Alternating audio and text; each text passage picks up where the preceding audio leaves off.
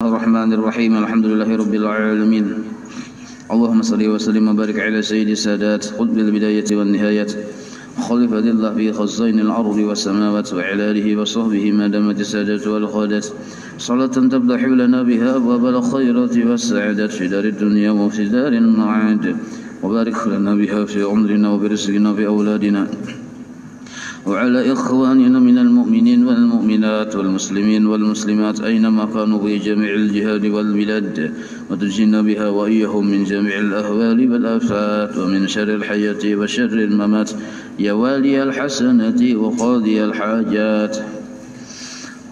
قال المصنف رحمه الله ونفعنا به وبجميع علومه في الدارين آمين. Membagikan zakat, halaman 8 lah. Di bawah segala macam zakat tersebut, segala macam zakat tersebut termasuk zakat harta, zakat perdagangan seluruhnya, zakat perniagaan, zakat hewan, zakat tumbuh-tumbuhan, pertanian. Nah, seluruhnya itu diberikan kepada mustahik, yaitu orang-orang yang berhak menerima, yang telah ditentukan Tuhan dalam Quran, seperti firman-Nya innamas shadaqatu lil fuqara 1, wal masakin 2, wal amilina 'alaiha 3, wal muallifati qulubuhum 4, wa firriqabi 5, wal gharimina 6, wa fi sabilillah 7, wabni sabil 8. Artinya zakat itu diberikan kepada fakir, miskin, orang yang mengurus zakat, amil, orang yang baru masuk Islam, penebus hamba, dan orang yang berhutang, bisabilillah, lalu orang yang pergi ke negeri zakat, musafir aja kita.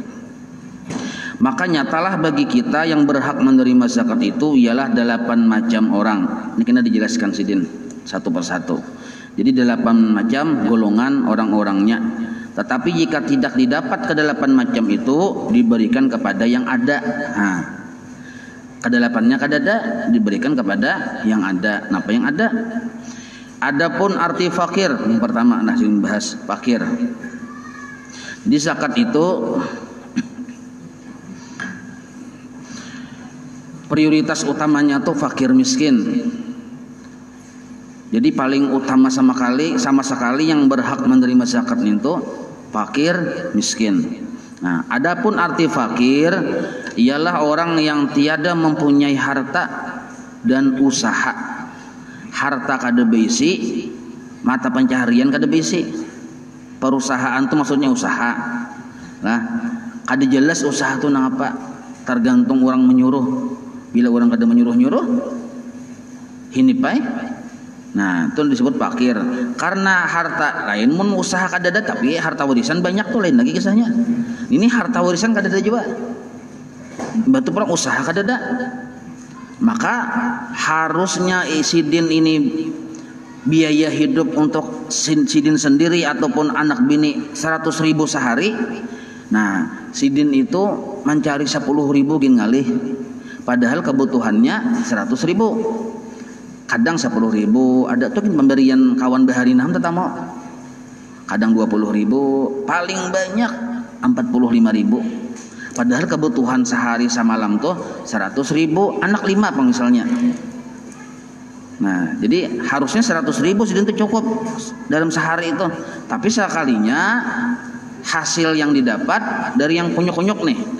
Ada usaha jelas juga, artinya kan banyak orang menyuruh dapat, bila kada gitu nah hasilnya tadi di bawah 50% dalam sehari, di bawah 50% dari kebutuhan yang 100.000 tadi, maka disebut fakir narannya. Kadang 20.000, kadang 30.000, maka duit yang 30.000 itu dibawa batu tukar ke kios, sisanya berhutang tuh. Nah, ini disebut fakir narannya. Ini yang paling berhak menerima zakat nih bubuhan ini, yang paling berhak menerima. Jadi penghasilan sehari kurang dari kebutuhan 50%.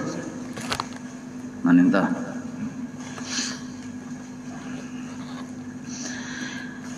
Atau jika ada juga mempunyai usaha tetapi tidak mencukupi separuh dari belanjanya. Nah ya, kalau separuh dari belanja itu kada sampai 50% maksudnya.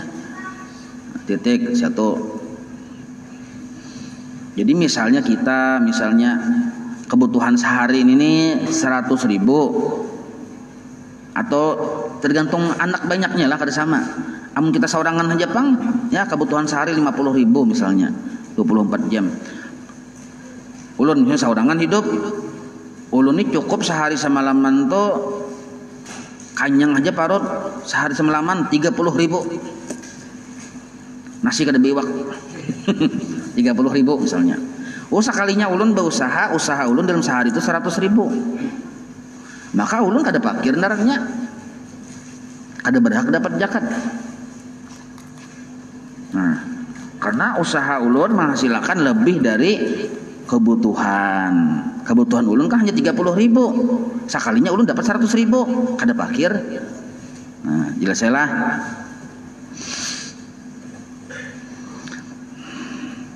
Arti miskin, nah miskin pulang nah. Miskinnya tak baik sedikit daripada fakir dari sisi ekonomi. Miskin ialah ada mempunyai harta, ada bisi harta di imit di kita bisi harta, atau ada juga bisi perusahaan nih, tetapi tidak mencukupi belanjanya. Ada mencukupi juga, hanya lebih separuh dari keperluannya. Nah maksudnya kayak ini, sidin ini keperluan misalnya anak 3, bini seikung aja bang masih. Anak 3 cukup sehari semalaman 100.000 keperluan sidin. Hasil usaha, ada usaha, tetapi hasil usaha ini kadang mencapai 100.000 nih tuh. Tapi lebih dari separuh dari keperluan hidup sehari tadi. Nah lebih dari 50.000 ke atas dapat 60.000, 70.000, 95.000, atau 99.000, 1.000 lagi 100.000. Nah, ada sampai 100, atau kadang-kadang 100, kadang-kadang juga wayah mampas, hari ini dapat, hari ini habis, besok biasa pulang. Itu pun kadang bisa hutang juga, tapi ini lebih tanyaman daripada fakir tadi. Fakir tadi kada sampai separuh dari keperluan kulihan hasil sehari, sedangkan ini lebih dari separuh tapi kada sampai capai 100% dari kebutuhan. Miskin narannya. Nah misalnya ulun ini anak 3, nah ulun misalnya anak 3, bini seikong lo ya, kalau anak 3 bini 1, ulun hitung-hitung dah sehari semalaman nih cukup memberi makan anak dan bini dengan ulun sendiri 100.000 ulun cukup sehari. Sekalinya ulun dalam sehari ini kulihan 150.000, maka ulun kada miskin. Kau dipadakan ulun miskin apabila ulun dapat kulihan sehari di bawah 100.000, di atas 50.000. Miskin narnya. Kalau penghasilan di bawah 50.000 sedangkan kebutuhannya 100.000, fakir narnya. Nah, jelas saya lah. Itu. Jadi kita menghitung persen-persennya tuh nah. Tetapi tidak mencukupi belanja, hanya lebih separuh dari keperluannya. Nah itu. Ke bawah lagi, yang mengurusi zakat amil. Nah yang ketiga nah. Golongan yang ketiga. Jadi nomor 1 tadi fakir, nomor 2 miskin, yang ketiga dari golongan yang berhak menerima zakat amil, yaitu orang yang ditentukan untuk mengumpulkan zakat dan membahagikannya. Mengumpulkan zakat tugasnya, lalu menyalurkannya kepada yang mustahik dari pengurusannya dan segala pegawainya. Nah jadi pengurusnya, pegawainya disebut amil narannya. Jadi di sini amil ini yang resmi ditunjuk pemerintah lah. Nah kalau kita yang di masjid-masjid panitia itu yang setahun sekali begawi, wayah yang bulan puasa itu narannya pembantu amil. Amil juga tapi membantu aja kita, membantu amil, bukan amil asli. Nah tapi membantu, berhaklah dapat, berhak juga dapat. Apabila sidin miskin, fakir, berhak juga dapat. Amunnya pang yang pembantu amil tadi orangnya bus batu bara, kada berhak dapat. Walaupun sidin pembantu amil di masjid. Beda kalau amilnya asli diangkat oleh pemerintah. ditentukan oleh pemerintah. Misal kayak kita di sini Basnas kah? Nah, itu kan resmi dari pemerintah. Nah, itu tuh walaupun sugih tetap harus dapat karena diangkat oleh pemerintah. Resmi aja kita. Nah, ada kita yang di masjid-masjid ini amil juga tapi derajatnya itu membantu. Cuma setelah diteliti oleh para ulama pulang yang membantu yang di masjid ini kebanyakannya memang lain orang sugih juga. Jadi dapat aja tuh juga. Tapi dapatnya bukan karena sidin sebagai amilnya kada, tapi sebagai fakir miskinnya. Nah, itu. Jadi saya itulah. Nah, jadi misalnya hendak jadi panitia masjid yang panitia masjid ya. Panitia mengumpulkan zakat baik itu fitrah maupun mal di masjid. Nah, kalau sidin sugih itu namanya sukarelawan. Sukarelawan artinya jangan mengharap ambil di situ. Jatah sukarelawan aja. Ujar orang partai simpatisan. Ujar orang majelis taklim muhibbin. Nah, boleh sih mengambil yang sugih tadi tapi menjulung pulang ke orang yang fakir miskin tadi boleh ya. Mengambil aku jatahku aja, maksudnya jatahku yang ku julung lawan keluarga sidinka yang miskin itu boleh jeneng gitu kata Bapak. Boleh jeneng gitu. Jelas saya itulah. Yang keempat, ini beri nomor. Nah, orang baru masuk Islam padahal keyakinannya masih lemah dalam agama ataupun telah kuat hatinya tetapi ia dipandang mulia di sisi kaumnya, maka ia diberi zakat supaya tertarik hati mereka kaumnya itu untuk mengikutinya. Nah, biasanya ini sensitif malah ini mengisahkan sensitif.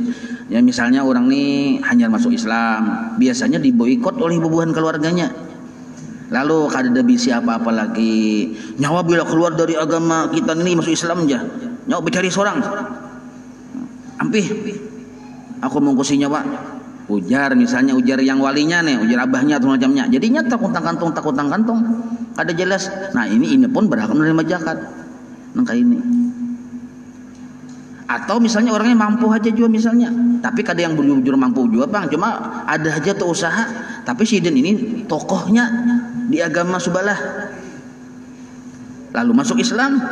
Nah, supaya sidin ini semangat, nah semangat di kita, lalu diberi zakat, lalu sidin semangat mengkampanyekan Islam di alam subalah, paham lebih yang. Nah, lalu orang mengikuti melihat. Orang-orang alam sebelah mengikuti melihat lalu tertarik juga. Nah, alam sebelah itu alam gaib maksudnya. Paham itulah. Nah, jadi mu'alaf itu hanya aja amun mu'alafnya 10 tahun yang lalu lain 10 tahun yang lalu. Jadi selama si dini masih belajar, dilajari segala macamnya, nah berhak menerima zakat.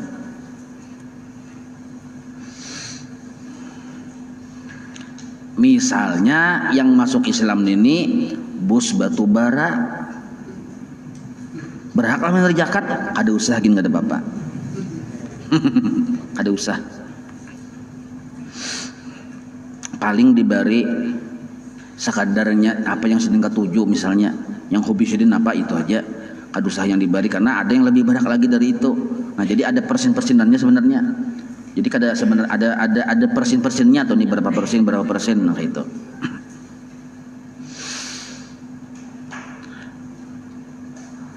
Yang kelima ialah panabus hamba belian itu budak kita. Belian itu yang ditukari. Jadi si budak ini yaitu hamba yang dijanjikan oleh tuannya seperti kata tuannya, kalau engkau dapat membayar kepadaku 1.000 rupiah dalam tempo 2 bulan engkau merdeka. Nah, ini tidak ada di negeri kita aja ya. Di mana-mana ini ada lagi, di seluruh dunia ada lagi ini. Nah, jadi ini ada nih budak ini dijanjikan oleh tuannya, nyawa bila kau membayari aku saya ini nyawa bebas, hampir jadi budak. Nah, orang ini berhak dapat zakat supaya sidin kau bebas merdeka. Karena salah satu visi misi Islam ini adalah memerdekakan budak.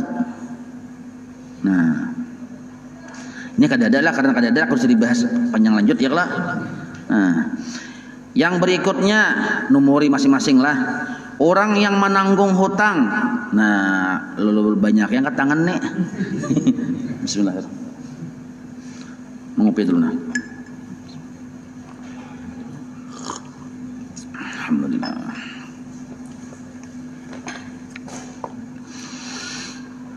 Orang yang menanggung hutang, baik pun hutang tadi untuk keperluan sendiri pribadinya, lalu tahu hutang ada kau bayar. Nah, tapi yang bukan maksiat hutangnya. Amun hutang kalah pamainan, ada usah tanggungnya seorang situ. Atau keperluan perbaikan masyarakat. Sidin ini wani berhutang, sagan membiki jalan tuh kepentingan umum. Sidin yang menanggungnya, jadi sidin ambilnya ke toko Haji Ano sidin atas namaku. Lalu sidin tahu hutang. Sidin kada kau membayari juga banyak karena sidin kan anu juga kada yang sugih bener juga tuh. Cuma nama sidin yang menanggung. Nah, sidin ini berhak dapat zakat. Untuk apa? Melunasi hutang ninto. Nah, atau tahu hutangnya karena agama. Tahu hutangnya karena agama, sidin tahu hutang karena agama. Nah, macam-macam karena agama nih. Sidin misalnya membangun pesantren, tahu hutang sidin tadi lihat hutang gara-gara membangun pesantren, berhak sidin dapat zakat. Maka ia diberi zakat sekedar menutupi hutangnya itu. Nah, takunia berapa anu pian hutang anu haji? Aku tahu hutang di sini 750 triliun. Nah, menyerah ambil zakat kudu saya jadi sini takun. Tak salah takuni sidin, salah takun. Ada kau bayar kita ya kalau enggak itu. Sabilillah. Nah, berikutnya nah sabilillah, yaitu orang yang turut peperangan. Arti turut tuh umpat peperangan melawan kafir. Ini kisah bahari melawan orang kafir yang memusuhi Islam, hendak menguasai daerah Islam. Kisah kerajaan-kerajaan bahari nih, bila inya kalah, inya menguasai. Nah, ini yang disebut sabilillah naranya. Nah, untuk meninggikan agama Islam. Dan syaratnya inya baru dapat, dia tidak mendapat gaji atau pembagian harta. Kada dapat gaji dari pemerintah. Sukari lawan juga nih. Amun sudah tentaranya ini dapat gaji dari pemerintah, kada berhak juga dapat zakat. Tapi sidin ini model kaya rakyat jelata, umpat juga berperang sukari lawan. Lali karena umpat berperang mesti sebulan 2 bulan meninggalkan kampung nih. Kayak apa nasib bini dan anak? Nah, maka nasib bini dan anak ini ya tadi duit zakat tadi. Bapang seorang pang juga segan yang di sana dapat juga duit zakat tadi. Tapi kalau tentaranya tadi sudah digaji oleh pemerintah, walaupun umpat perang juga melawan yang kafir tadi nih, seandainya terjadi musim peperangan nih, nah itu pun kada berhak juga dapat zakat. Jadi yang berhak dapat zakatnya pertama arti fisabilillah itu orangnya berperang dasar yang berdarah-darah yang berkisah berama kumbara, ada kalau ting. Nah itu kena pagat telinga sebelah misal. Nah itu batu sidin ini kada digaji oleh pemerintah. Satu dulu. Nah, atau misalnya sidin ini dapat juga pembagian harta, tapi ini kada dapat pembagian harta. Ya kan gini, ada harta rampasan. Misalnya musuh ini kalah perang, pukahan, kucir-kacir. Maka di kimahnya tuh kita lihatnya tertinggal banyak. Ada amos, ada permotos segala macam. Sekalinya sidin dapat sudah dapat bagian itu, kada dapat lagi sidin zakat. Karena sudah banyak berapa pikul dapat amas misalnya nih. Nah, pahamlah. Nah, ini tidak ada juga di negeri kita aja sidin. Jadi ujar pengarangnya kada ada juga di negeri kita nih. Cuma kisah pemandirannya ada gitu nah. Kada ada di negeri kita. Karena kada ada, maka kada dibahas lagi ini nih. Lalu fokus para ulama tuh ke fakir dan miskin. Nah, tapi pulang di sini pada kata ulama. Nah, kata ulama nih garis bawahi ulama sih ulama mutaakhirin, tulisin ulama mutaakhirin. Ini bila dalam fikih itu bila ada ulama tuh yang paling awal tuh ulama madzhabul arba'ah dulu. Ulama madzhab Imam Syafi'i, ulama madzhab Imam Hanafi, Hambali, Maliki. Nah, ke bawah dari itu ulama mutaakhirin. Nah, ujar ulama termasuk di dalam fisabilillah ini mengkias naranya, yaitu tiap-tiap orang yang mengerjakan untuk kepentingan agama. Nah, mengkias seperti membikin langgar, tempat sekolah agama, masjid, penuntut ilmu, penyiar agama, ustadz misalnya, dan lain-lain. Nah, ini menurut kata ulama lah, dan ulamanya ini ulama mutaakhirin. Kalau ulama di madzhabul arba'ah itu kada berlaku kias nang kaya ini lah. Tapi kalau ulama mutaakhirin memberlakukan kias nang kaya ini. Tetapi ini ada penjelasannya lagi. Kada kawapin mendengar nang kaya ini. Berarti ada aja dalilnya aja. Berarti duit zakat boleh aja mulai masjid ya. Hadang dulu hadang. Ada penjelasannya. Ini kan ringkas benar. Di sini aja ada penuntut ilmu. Berarti boleh aja ya. Memang boleh, tapi ada penjelasannya. Penyiar agama boleh dapat karena ada bacanya dalilnya nih, halaman 10 kitab Mabadi Ilmu Fikih ya. Bujur, ada penjelasannya. Apa penjelasannya? Boleh penuntut ilmu itu dapat zakat, penyiar agama kayak ustadz, dai, kiai haji boleh dapat dengan syarat sidin kategorinya masih miskin. Penuntut ilmu tapi anak batubara, bos batubara kan berhak dapat nih. Walaupun sakulah sih den, tapi kayaknya kayak ATM sekali keluar duit 5 juta. Ke ATM hari-hari 5 juta keluar, kada berhak dapat zakat. Jadi syaratnya tadi kenapa ulama mengkias ke sini? Karena bahari itu kebanyakannya penuntut ilmu tuh miskin. Nah, penyiar agama gitu juga, ustadz misalnya. Jadi mau membaca seadanya ini bisa salah paham nih. Jadi ada penjelasannya. Jadi ustadz tuh boleh menerima kalau sidin memang masih kategori miskin. Nah, tapi ustadznya di halaman mobil 5 buah, maka paling murah yang Fortuner ninto. Alphard ada juga sih. Nah, kada kawa dibari zakat sidin yang bayar zakat. Paham lebih nek? Nah, atau misalnya langgar. Nah, itu kan tadi yang kiai atau penuntut ilmu boleh menerima zakat bila masuk kategori miskin, kada mampu. Nah, langgar masjid bang, duit zakat boleh kada? Menurut ulama mutaakhirin boleh dengan catatan fakir miskin di sekitar masjid atau di sekitar orang yang berzakat sudah tercukupi kebutuhannya. Paham lah pian? Ulun berzakat di negeri ulun seorang, di kampung ulun seorang ada masjid di situ. Nah, ada masjid. Nah, fakir miskin ada juga. Fakir miskin didahulukan dulu. Bila sudah fakir miskinnya sudah dijulungi dan cukup, nah, sedangkan masjid ini misalnya mamarluakan, nah hanyar ke situ. Ini pun qaulnya dhaif. Kenapa? Karena sudah keluar dari pendapat madzhabul arba'ah. Nah, makanya disebut sini kata ulama. Kata ulama mutaakhirin, ulama yang akhir zaman nih.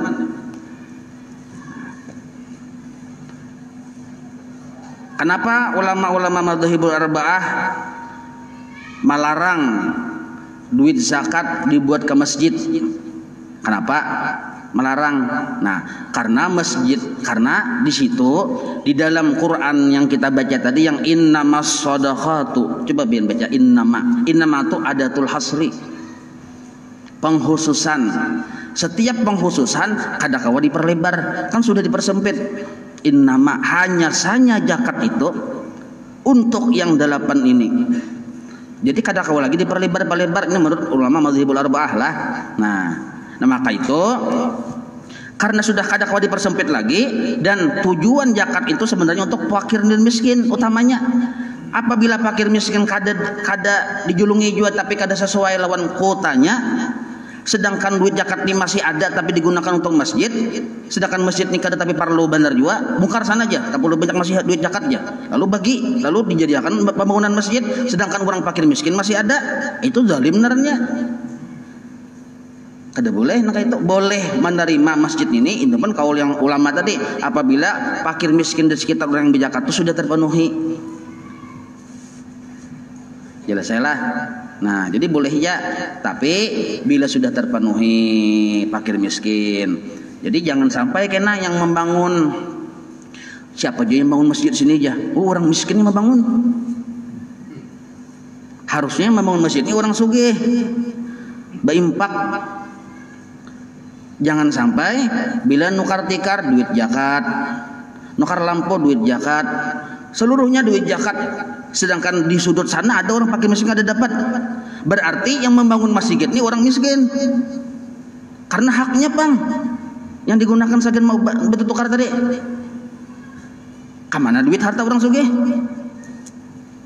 Nah, duit zakat tupang itu hak fakir miskin. Paham lah pian nih?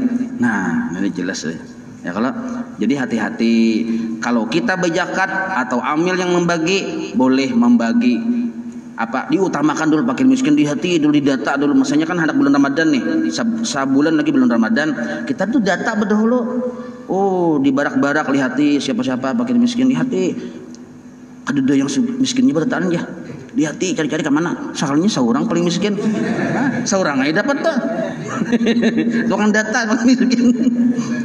Nah paham itulah.